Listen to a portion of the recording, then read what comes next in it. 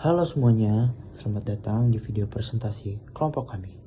Di video ini kami akan membahas tentang surat resmi dan surat riwayat hidup. Dua jenis yang sering banget kita temui dalam kehidupan sehari-hari. Sebelum itu, kalian pernah nggak sih lihat surat dari sekolah yang ada kop dan tanda tangannya? Pasti pernah kan? Nah, itu salah satu contoh dari surat resmi. Surat resmi itu dibuat untuk urusan yang penting dan formal. Biasanya surat ini dipakai sama instansi, sekolah, kantor, atau organisasi untuk menyampaikan sesuatu secara sopan dan jelas. Contohnya, kayak surat undangan rapat dari sekolah, surat izin kegiatan, atau surat pemberitahuan dari kantor. Selanjutnya, tujuan surat resmi. Tujuan surat resmi dikeluarkan yaitu untuk menyampaikan keperluan berupa pemberitahuan, suatu izin, penugasan, pengumuman, dan lain sebagainya kepada staf lembaga maupun instansi yang terkait. Penulisan dalam surat resmi ini wajib memakai format tertentu secara resmi dengan memakai bahasa yang baku. Fungsi surat resmi yaitu mempunyai fungsi tertentu yang tidak bisa Anda jumpai pada jenis surat lainnya. Mengacu dari pengertian surat resmi yang telah dipaparkan di atas, dan berikut ini merupakan sejumlah fungsi dari surat resmi, antara lain pengajuan permohonan atau persetujuan yang bertujuan untuk mengajukan permohonan izin, bantuan, kerjasama, atau meminta persetujuan atas suatu hal tertentu kepada instansi atau pihak yang berwenang. Penyampaian keputusan dan instruksi, yaitu digunakan untuk menyampaikan keputusan yang telah diambil, memberikan perintah, penugasan, atau instruksi dari atasan kepada bawahan. Selanjutnya, membangun komunikasi formal. Sebagai sarana komunikasi yang formal, surat resmi memastikan pesan yang disampaikan terstruktur, jelas, dan memenuhi standar bahasa yang baik, serta menunjukkan citra profesional sebuah lembaga atau organisasi. Slide selanjutnya akan dijelaskan oleh kolega saya. Perkenalkan, nama saya Al-Fadri Purwadiantoro. Di sini saya akan menjelaskan apa sih fungsi surat resmi. Surat resmi memiliki kegunaan khusus yang membedakan dari surat-surat lainnya. Berdasarkan definisi surat resmi yang telah dijelaskan, berikut adalah beberapa fungsi utamanya, yaitu permohonan atau persetujuan. Biasanya digunakan untuk meminta izin, bantuan, kerjasama, atau menyetujui suatu hal kepada pihak atau instansi yang berwenang. Penyampaian ketetapan dan arahan. Nah, biasanya berfungsi untuk menginformasikan keputusan yang telah dibuat, memberikan perintah, penugasan, atau instruksi dari pimpinan kepada staf. Ada satu lagi yang itu membangun komunikasi formal. Nah, membangun komunikasi formal sebagai media komunikasi yang formal. Surat resmi menjamin penyampaian pesan yang terstruktur, jelas, dan sesuai dengan kadar bahasa yang baik, sekaligus mencerminkan citra profesional suatu organisasi atau lembaga. Terima kasih. Saya Najwan Hanif, saya akan menjelaskan ciri-ciri surat resmi. Surat resmi menggunakan bahasa Indonesia yang baku sesuai dengan kaidah. Bahasa dan ejaan disempurnakan EYD, meliputi pilihan kata, frasa, dan tata bahasa yang tepat. Surat resmi ditulis dengan gaya bahasa yang ringkas, efektif, lugas, sehingga mudah dipahami maksud lainnya. Klop surat berisi identitas pihak yang menerbitkan surat resmi tersebut serta bagian-bagian surat resmi mencakup norma surat, perihal tanggal, alamat tujuan, serta lampiran jika ada. Dalam kondisi tertentu, surat resmi memerlukan stempel atau cap khusus serta surat resmi disusun secara sistematis dan mengikuti aturan yang telah ditetapkan. Baik, saya Al-Azhar Kenan Akasa. Di sini saya akan menjelaskan secara ringkas mengenai struktur surat resmi. di mana surat resmi ini memiliki beberapa unsur yang harus kita perhatikan. Seperti yang pertama itu kita harus perhatikan mengenai kepala suratnya, di mana biasanya ini berisikan logo dari lembaga atau organisasi, alamat alamat tempat mereka, nomor telepon dan semacamnya. Dan juga setelah itu ada tanggal surat, di mana tanggal surat ini adalah tanggal pembuatan surat ini, tanggal pembuatan dan ditandatangani.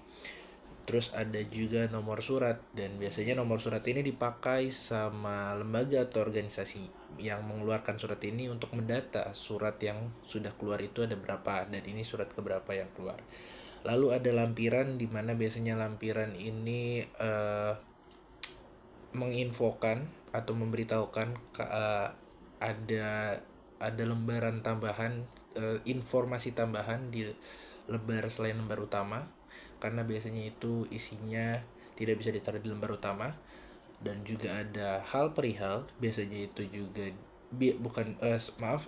itu dipakai untuk menjelaskan secara ringkas surat ini untuk apa, isi suratnya tentang apa, seperti itu. Dan juga alamat tujuan, itu alamat kemana kita akan mengirim surat ini.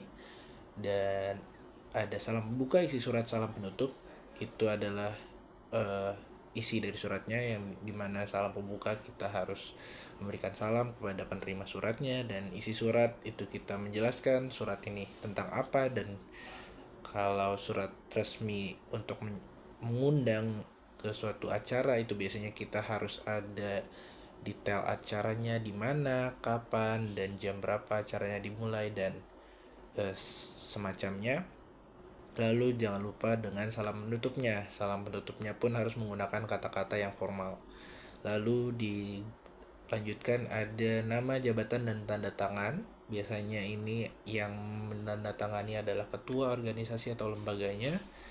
Lalu ada tembusan, di mana biasanya tembusan ini dipakai jika kita ingin mengirim suratnya ke atasannya. Jadi biasanya kalau kita mau ngirim surat resmi ke misalnya ke kantor yang kita kasih ke manajernya, biasanya mereka punya sekretaris, di mana kita harus memberikan tembusannya akan ke siapa. Nah, itu gunanya tembusan.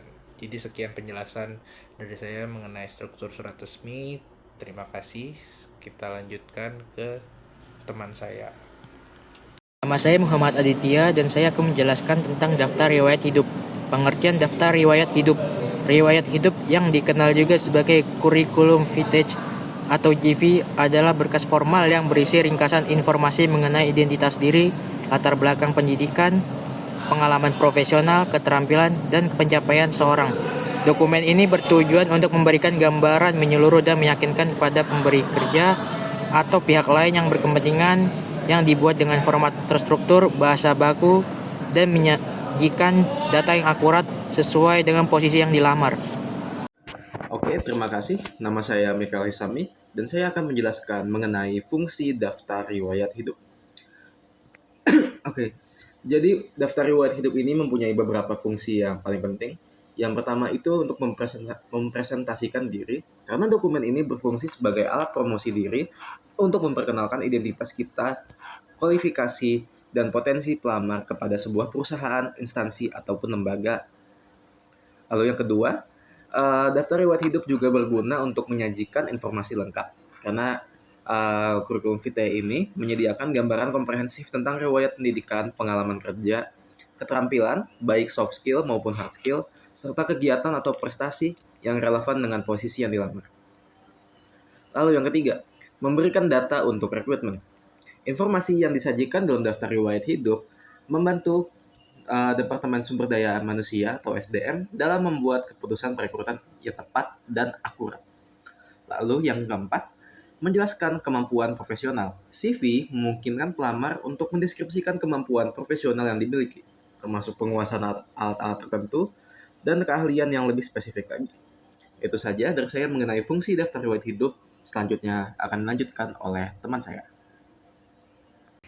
Oke, halo guys. Perkenalkan nama saya Rio. Di sini saya akan membahas tentang struktur daftar riwayat hidup. Nah, di sini yang pertama ada data diri atau informasi pribadi seperti nama lengkap, nomor telepon aktif, alamat email, serta tempat tanggal lahir. Nah, di situ kita menuliskan tentang data diri kita. Nah, selanjutnya ada riwayat pendidikan. Riwayat pendidikan dicantumkan riwayat pendidikan formal dan mulai dari jenjang pendidikan tertinggi hingga terendah. Sertakan juga nama institusi pendidikan, jurusan, dan periode pendidikan kalian ya masing-masing. Selanjutnya pengalaman kerja. Pengalaman kerja kalian harus dituliskan ya di ini pengalaman kerja juga dari yang terbaru ke yang terlama. Sertakan nama perusahaan, posisi dipegang, dan periode kerja. Yang terakhir ada informasi tambahan opsional, kayak misalnya kamu punya sertifikat referensi dari orang yang memberi informasinya tambahan tentang diri Anda, juga seperti mantan atasan atau dosen dan yang lain-lain. Sertifikat dan penghargaan, cantumkan juga tuh sertifikat dan pelatihan atau kursus seminar yang pernah kalian raih agar menambahkan nilai-nilai daftar riwayat hidup kalian. Nah di sini ada contohnya. Yang data diri tuh biasanya kita taruh, kalau misalnya yang di sebelah ini kita taruh paling pertama. Lalu ada pendidikan formal kita, kayak misalnya kita SD, SMP, SMK gitu. Nah, terus selanjutnya ada pengalaman kerja. Pengalaman kerja kita misalnya kita pernah bekerja di perusahaan atau PT apa gitu. Nah, itu kita cantumkan, misalnya saya pernah PKL di PT Mitsubishi selama 6 bulan. Nah, kita cantumkan di situ dari bulan Juli sampai Desember 2024. Nah, kita cantumkan di situ ya guys. Nah, selanjutnya informasi lain nih. Nah, informasi lain itu kayak misalnya kalian menambahkan tentang hidup kalian gitu. Kayak misalnya saya punya kemampuan di bidang ini. Nah, kalian bisa tulis di situ, atau kalian mempunyai sertifikat dan lain-lain gitu. Pernah juara ikut lomba, boleh kalian taruh situ untuk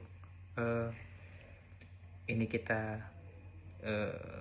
Dan selanjutnya terakhir itu ada hormat saya. Hormat saya itu kita menulis tanda tangan kita, nama kita, terus di bawahnya juga ada kayak tanda tangan.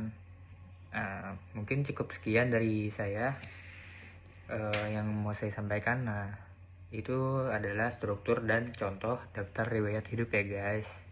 Semoga bermanfaat untuk kalian.